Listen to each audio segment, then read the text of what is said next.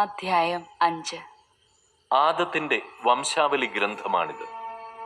ദൈവം മനുഷ്യനെ തന്റെ സാദൃശ്യത്തിൽ സൃഷ്ടിച്ചു.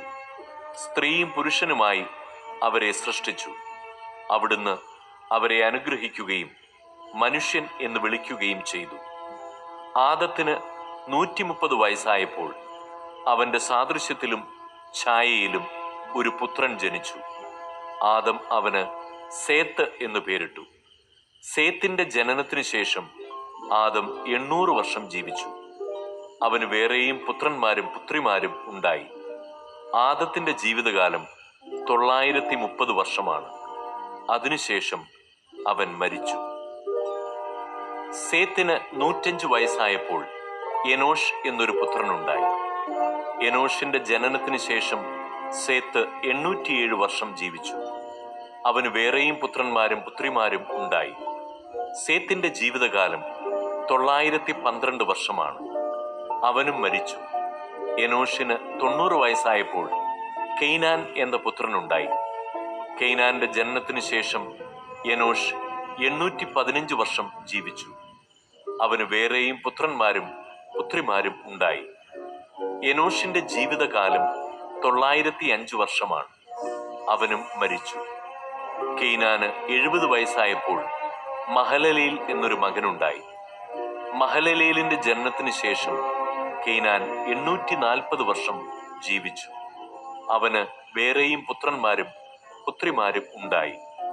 കെയ്നാന്റെ ജീവിതകാലം 910 വർഷമായിരുന്നു. അവനും മരിച്ചു.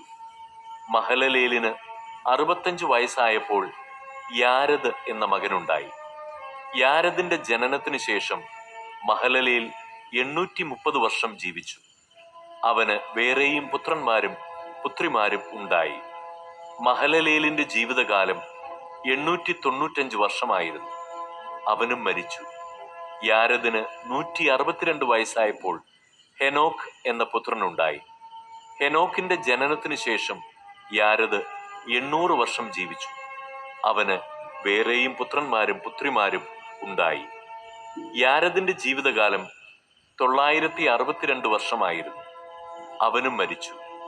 ഹെനോക്കിന് 65 വയസ്സായപ്പോൾ മെത്തുശലഹ് എന്ന മകനുണ്ടായി. മെത്തുശലഹിന്റെ ജനനത്തിനു ശേഷം ഹെനോക്ക് 300 വർഷം കൂടി ദൈവത്തിന് പ്രിയപ്പെട്ടവനായി ജീവിച്ചു. അവന് വേറെയും പുത്രന്മാരും പുത്രിമാരും ഉണ്ടായി. ഹെനോക്കിന്റെ ജീവിതകാലം 365 വർഷമായിരുന്നു. ഹെനോക്ക് ദൈവത്തിന് പ്രിയങ്കരനായി ജീവിച്ചു. പിന്നെ അവനെ കണ്ടിട്ടില്ല. ദൈവം അവനെ എടുത്തു.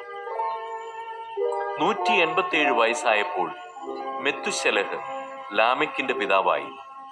ലാമെക്കിന്റെ ജനനത്തിനു ശേഷം മെത്തുശലഹ് 782 വർഷം ജീവിച്ചു. അവന് വേറെയും പുത്രന്മാരും പുത്രിമാരും ഉണ്ടായി. മെത്തുശലഹിന്റെ ജീവിതകാലം 969 വർഷമായിരുന്നു. അവനും മരിച്ചു. ലാമെക്കിന് 182 വയസ്സായപ്പോൾ ഒരു പുത്രനുണ്ടായി. കർത്താവ് ശപിച്ച ഈ ഭൂമിയിലെ ക്ലേശകരമായ അധ്വാനത്തിൽ അവൻ നമുക്ക് ആശ്വാസം നേടിത്തരുമെന്ന് പറഞ്ഞ് അവനെ നോഹ എന്ന് വിളിച്ചു. നോഹയുടെ ജനനത്തിനു ശേഷം ലാമെക്ക് 595 വർഷം ജീവിച്ചു. അവന് വേറെയും പുത്രന്മാരും പുത്രിമാരും ഉണ്ടായി. ലാമെക്കിന്റെ ജീവിതകാലം 777 വർഷമായിരുന്നു. അവനും മരിച്ചു. നോഹയ്ക്ക് 500 വയസ്സായതിനു ശേഷം ഷേം, ഹാം, യാഫത്ത് എന്നീ പുത്രന്മാരുണ്ടായി.